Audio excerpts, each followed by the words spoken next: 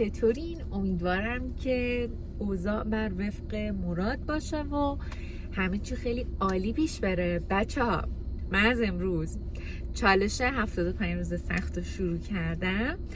حقیقتش این مدت خیلی همه زندگیم قاطی پاتی شده بود از این حالتهایی که دیدی دیگه، هی یه جوری هی میگذره و تو هی حس میکنی که داری تنبل میشی.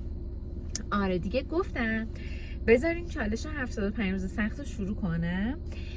و حقیقتش الان امروز 27 خرداده و 75 روز من میشه تا 8 شهریور. 8 شهریور دقیقا روز امتحان پرانترنی منه و تصمیم دارم توی این مدت این چالش رو شروع کنم. امروز بعد از بیمارستان باید برم برای امتحان پرانترنی ثبت نام کنم. خیلی میترسم بچه‌ها، خیلی میترسم، یعنی از خود امتحانش نه ها، بیشتر از اینکه اینترن بشم میترسم، از اینکه کیشیک بخوام بدم، نمیدونم مسئولیت بیمار با من باشه، خیلی میترسم. ضمن اینکه الان تقریبا دیگه میشه آخرای راه پزشکیم، یعنی فقط 1.5 سال اینطورا میمونه تا اینکه واقعا دکتر بشم و حس میکنم خیلی اسم سنگینیه دکتر بودن. غذا آماده کردم، میل پرپ کردم، گفتم به شما نشون بدم غذاهامون.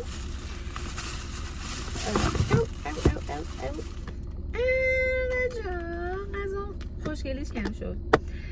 خب یه چند تا ایده خودم در کردم دیشب. این که هیچی چیز جدیدی نیستش، سیب زمینی و تخم مرغه که با سس مایونز زیرو و خیارشور با هم که قاطی میکنم یه چیزی تو مایه‌های الویه میشه، ولی خب کالریش خیلی کمتره دیگه و کلا چیز خوشمزه و سیر کننده ایه. این رو من دفعه اولی که خودم اختراعش کردم و دیشب یکم خوردم، خوشمزه بود. عدس رو با زیتون و پنیر با هم قاطی کردم با یکم آب لیمو و این حرفا. این یکم که سالاد دیگه، مثل سالاد شیرازی خودمونه. آره اینو خلاصه برای ناهارم آماده کردم که پروتئین باشه. میام وعدم 2 تا رایس کیک با سیب و کره بادوم زمینی. آره این از این. و این که تصمیم گرفتم که از این به بعد بدون اینکه بیرون قهوه بخورم، چون قهوه های بیرون خیلی خوب نیستن و معمولا تپش قلب میگیرم و اینا، به جاش یه دونه از این نوشیدنیای لایف زیرو میگیرم که 10 کالری فقط انرژی داره و جدی کافئینش به نظرم خوبه، به من نگه میدارم. الان 1 ساعت زودتر رسیدم بیمارستان، برم بشم درس بخونم یه مقداری و بعدش دیگه بریم سر کلاس. فعلا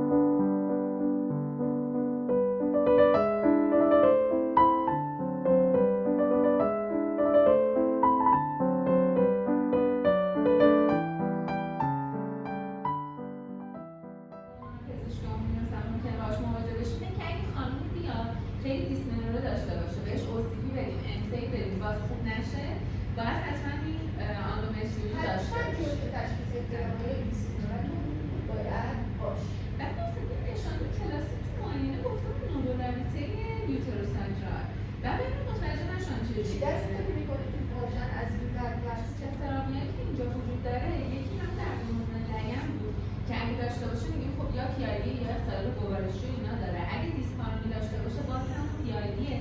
کیست تخمدان و رحم رتروورت هم بکنم چون جاش برده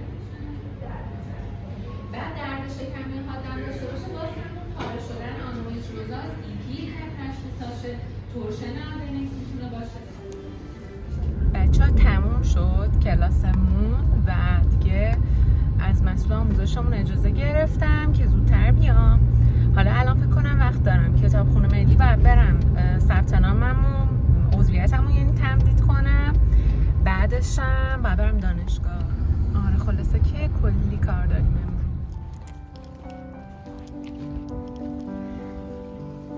با موفقیت انجام شد.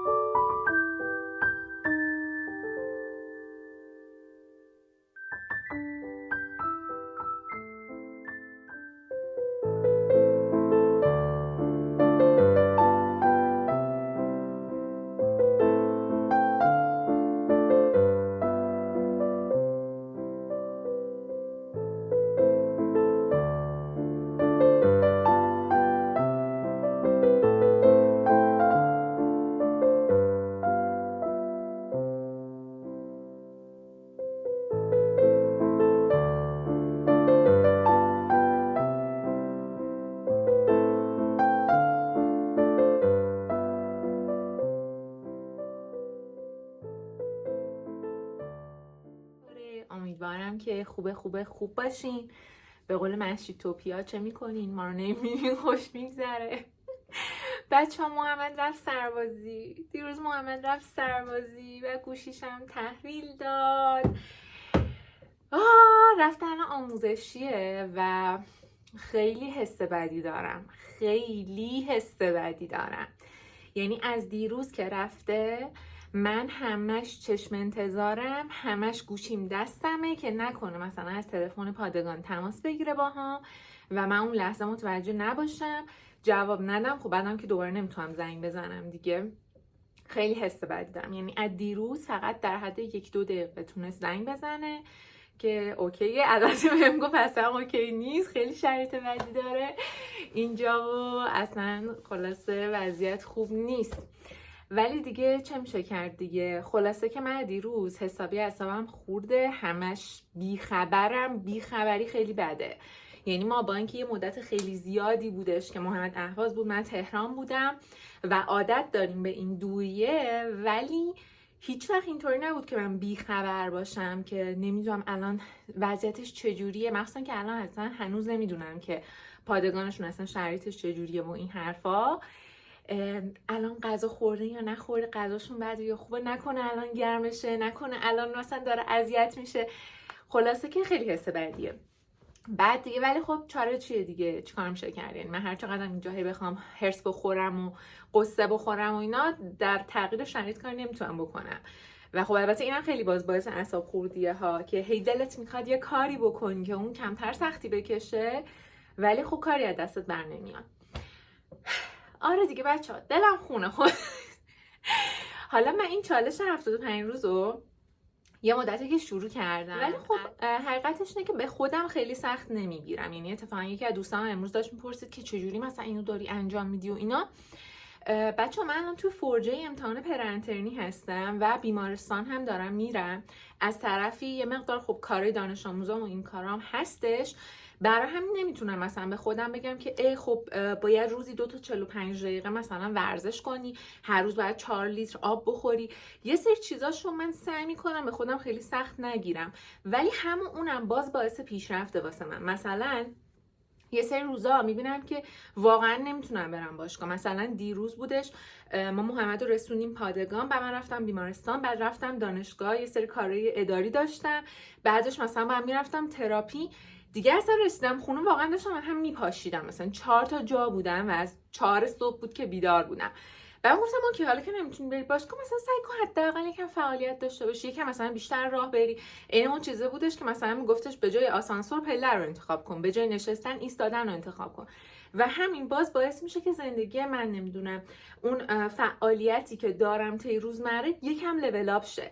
یا مثلا خب ببین من نمیتونم 4 لیتر آب بخورم، ولی حالا اوکی 4 لیتر رو نمیخورم، الان برم 1 لیوان آب دیگه بخورم.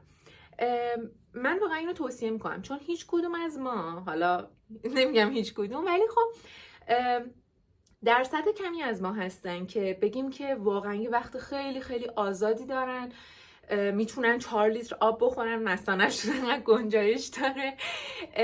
یا اینکه مثلا بگیم که چون برای هدف خاصی میخوان این 75 روز مثلا بهشون یه جایزه خاصی قراره بدن. ولی حقیقتش اینه که اکثریت ماها اینطوری نیستیم و زندگیمون هم شرایطش خب فرق داره. به جای اینکه بیایم کمالگرایی رو پیشه کنیم که وای من الان خب نمیتونم به این شیوه پیش برم، پس این چالش رو انجام نمیدم. این کارو نکنین. منم خیلی ازش میترسیدم و سر همین بود که این چالش رو شروع نمیکردم. الانم خب نمیگم چالش 75 روز سخته، ولی خب یه چالشی دارم برای خودم میذارم، یکم دارم خودم به چالش میکشم که سعی کنم یه سری کارا رو انجام بدم. و به نظر من شما اگه به خاطر اون کمالگرایی ازش میترسون سمتش نمیاین، بیاین اوکی حال میده، خوش میگذره دیگه. اینطوری من الان دارم میرم باشگاه، بوچی من برداشتم برم ورزش کنم، بعدش بعد بیام درس بخونم و مثل همیشه امتحان دارم. الان ما بازم بخش زنان هستیم، ماه دومشه و بازم امتحان پایان بخش داریم. به بخش زیاد حرف زدم، حوصلتون سر رفت.